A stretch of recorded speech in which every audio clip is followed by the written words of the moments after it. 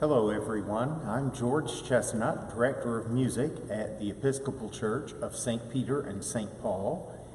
In this video, we will examine the hymns for Sunday, the 20th of September. And we will begin with number 410, Praise My Soul, the King of Heaven. The author of this text is Henry Francis Lyte, who lived from 1793 to 1847. He was the author of a great many hymns, the best known being the beloved evening hymn, Abide with Me, Fast Falls the Eventide. Lyte was born in Scotland and was educated at Trinity College, Dublin, Ireland. At one time he intended to study medicine, but abandoned this pursuit in favor of studying theology. He received Anglican holy orders in 1815. While working in Cornwall in 1818, he underwent a profound spiritual change after witnessing the death of a fellow priest who died in peace and calm assurance of his salvation in Christ. At one point in Lyte's career as a clergyman, while working in the village of Brixham in Devon, his preaching attracted such large crowds that the village church had to be enlarged. The text, Praise My Soul, the King of Heaven, is usually sung to the tune Lauda Anima, composed by John Goss. Mr. Goss lived from 1800 to 1880, and in his youth was a boy chorister in the Chapel Royal. As an adult, he sang in the opera chorus of the famous Covent Garden Theatre in London. Mr. Goss became a professor at the famous Royal Academy of Music and also held the prestigious post of organist of St. Paul's Cathedral, London. In this position, he was instrumental in raising the music of St. Paul's to the high standard which it still holds today.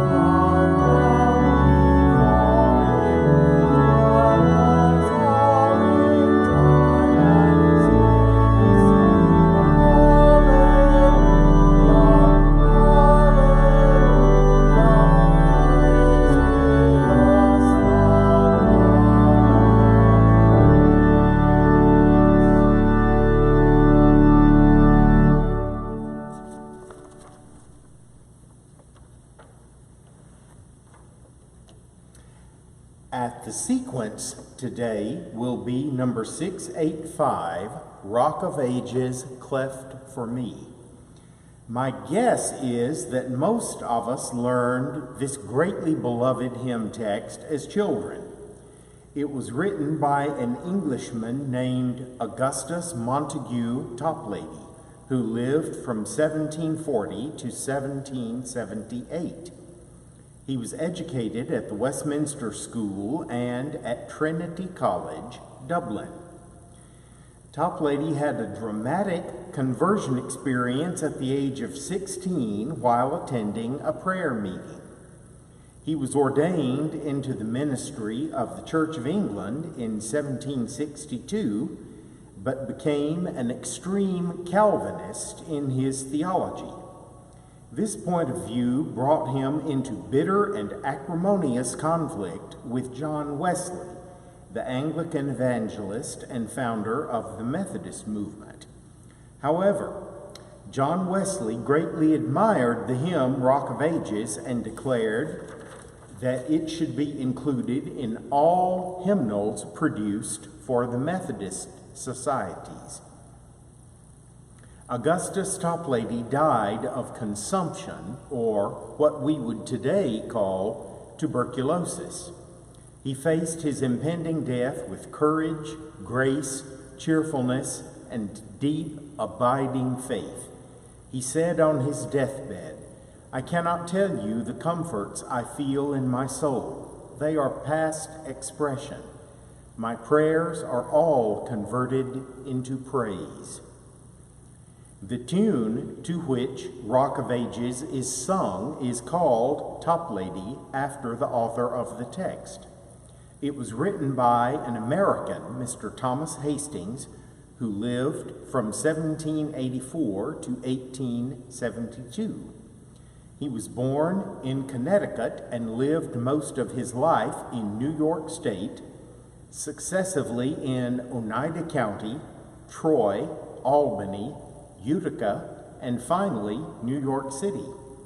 His stated aim was to advance the greater glory of God through better musical worship, which sounds remarkably like our own music ministry's mission statement.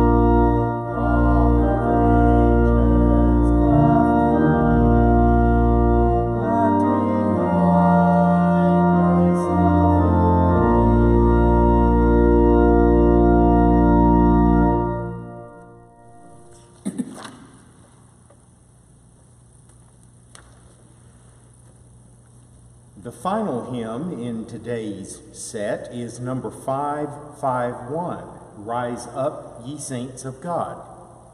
This text was written by William Pearson Merrill, an American Presbyterian minister, pacifist, author, and hymn writer who lived from 1867 to 1954. Mr. Merrill was raised in Orange, New Jersey, and Newburyport, Massachusetts. He was educated at Rutgers University and at the Union Theological Seminary in New York City.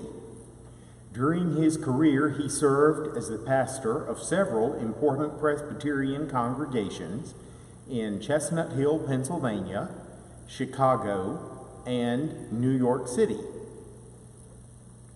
The tune to which this text is sung is called St. Thomas and was composed by Aaron Williams, a Welshman living in London whose lifespan was from 1731 to 1776.